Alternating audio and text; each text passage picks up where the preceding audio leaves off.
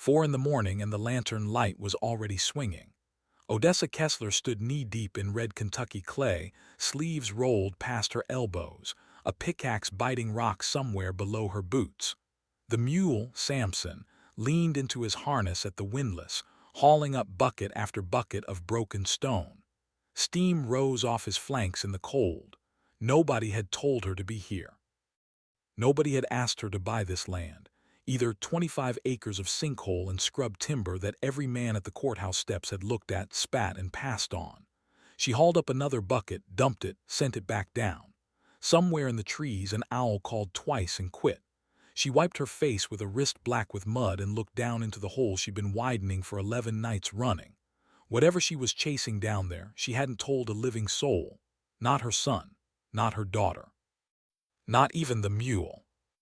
If you're catching your breath in this story the way I did the first time I heard it, go ahead and hit that subscribe button before you get too deep in. This is the kind of tale that's easy to lose track of, and I'd hate for you to miss where it lands. Drop a comment and let me know what town or state you're watching this from tonight. I do love seeing how far these stories travel. Cutter's Ridge wasn't much of a town, a feed store, a Baptist church with a hand-lettered sign, and a courthouse square in the county seat 11 miles off where the auctions were held twice a year.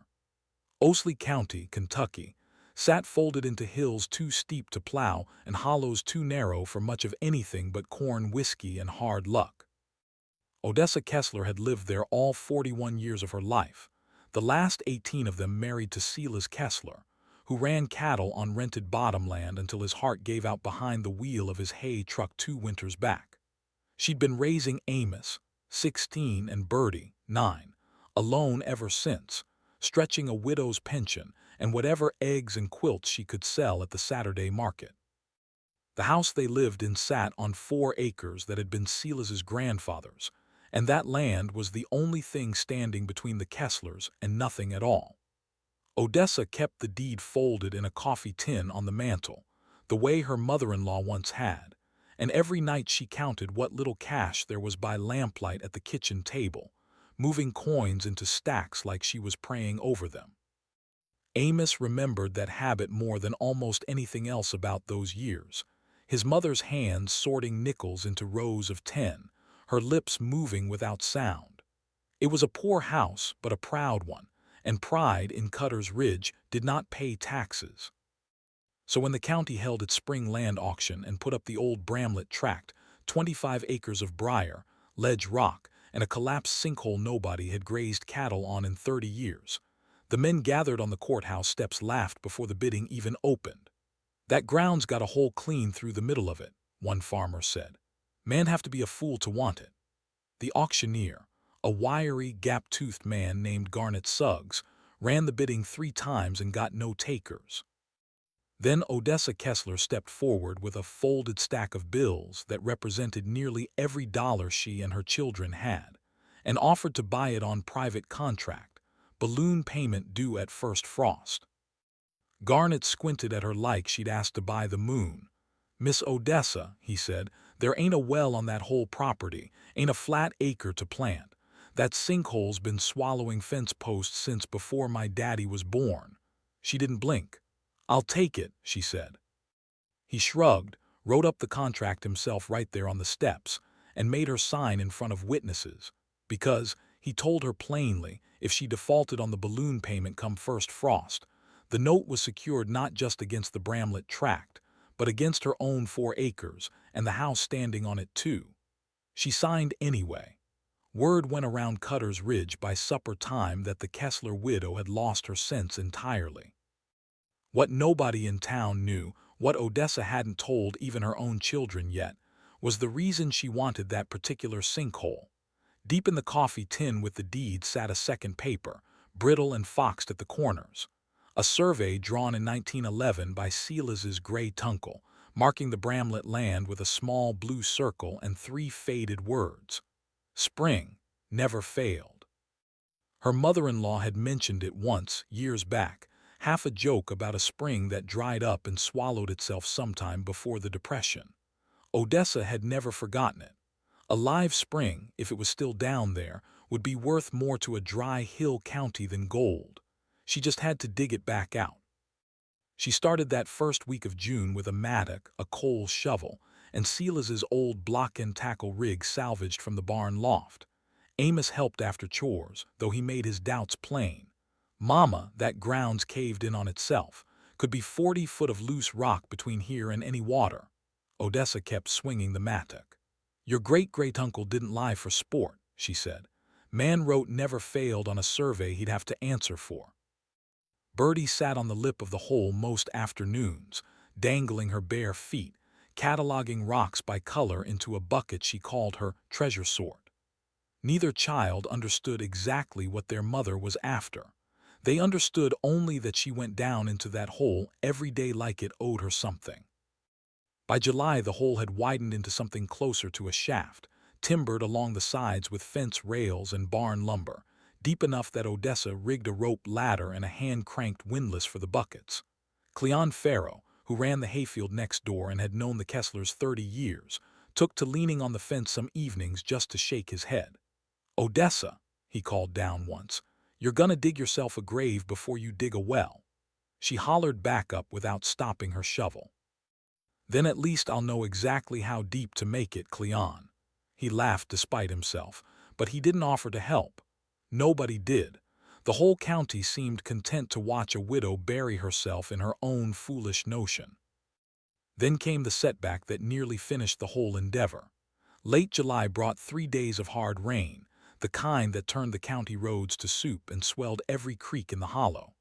On the second night, the shaft walls gave. Odessa woke to Amos shouting from the porch. The whole rig, windlass and shoring and 11 weeks of work, had slumped in on itself, rope ladder buried under a slide of mud and broken rail. Worse, Amos had gone down at first light to check the damage, and a second small slide had nearly caught his leg, pinning him at the ankle until Odessa dug him free with her bare hands, sobbing and cursing in the same breath. He came up shaking, bruised, alive. That night Odessa sat at the kitchen table and did not count coins. She sat with her head in her hands while Bertie slept and Amos iced his ankle on a chair across from her. "Maybe Cleon's right," she said finally, mostly to herself. "Maybe I've been digging up nothing but my own pride." Amos, who had spent the whole summer doubting her out loud, surprised her. "Uncle Silas's uncle wrote it down for a reason, Mama. You said so yourself." She looked at her son a long moment. Outside, the rain had finally quit, and somewhere a barred owl started up again, calling into the dark like it was keeping count of something. In the morning, she went back down into the hole. August came in dry and mean, the kind of dry that cracked the creek beds and turned pasture grass the color of straw.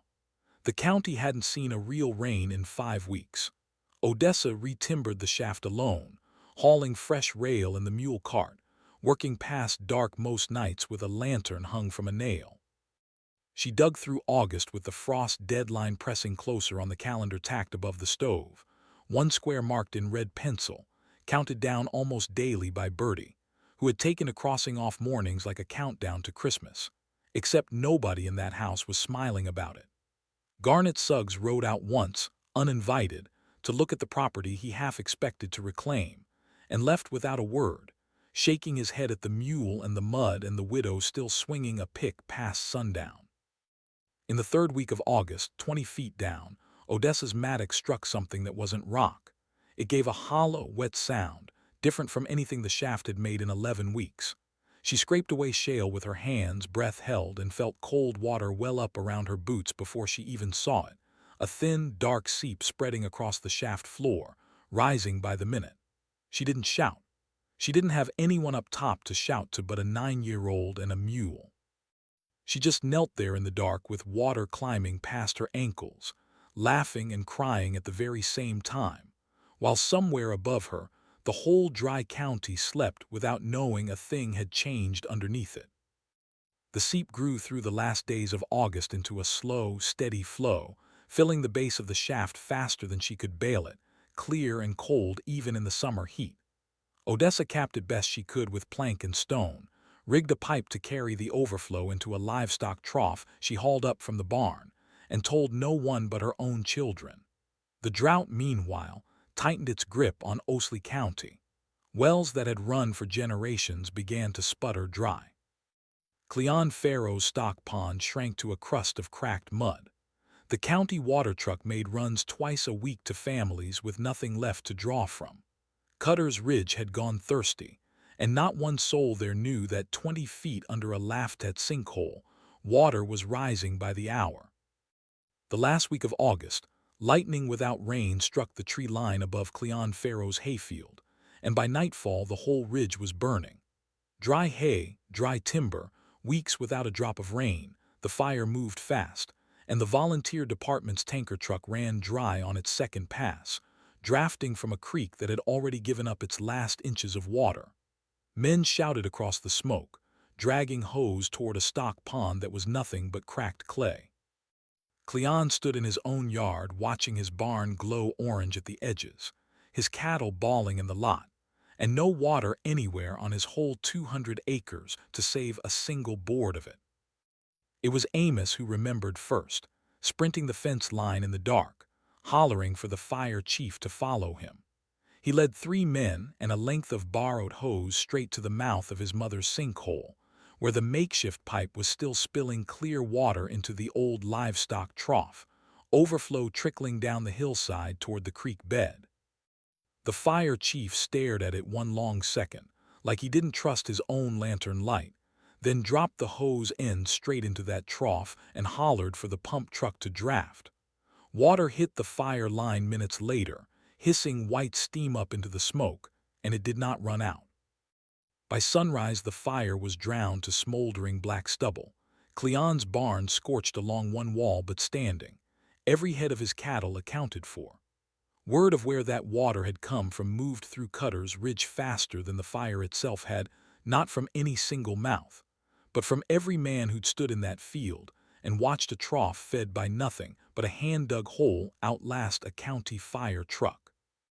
By noon, wagons and pickups lined the lane to the Bramlett tract, men and women hauling barrels and milk cans, waiting their turn at a spring that hadn't seen daylight in 60 years.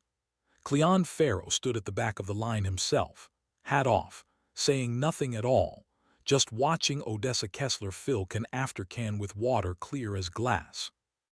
Garnet Suggs came out that same week, contract in hand, expecting to talk terms on a defaulted note.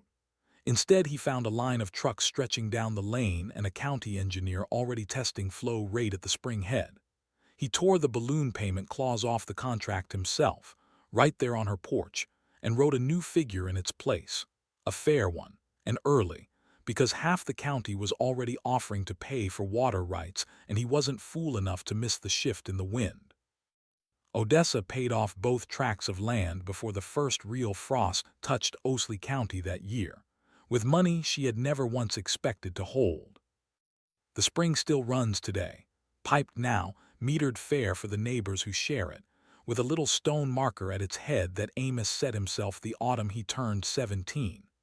Bertie, grown now, still keeps a jar of rocks from her old, treasure-sort bucket on the windowsill, the same color she once sorted while her mother dug below her bare feet. Cleon Farrow never did apologize outright. That wasn't his way, but he shows up every August, unasked, to help clear brush from the spring path, and calls it repaying an old debt in water. Odessa Kestler still lives on that same 4 acres, and she still keeps a coffee tin on the mantel, though these days it holds nothing but old letters and a folded 1911 survey with 3 faded words that turned out, after all, to be true. Some ground only gives up what it's holding to the one willing to dig past what everybody else calls impossible.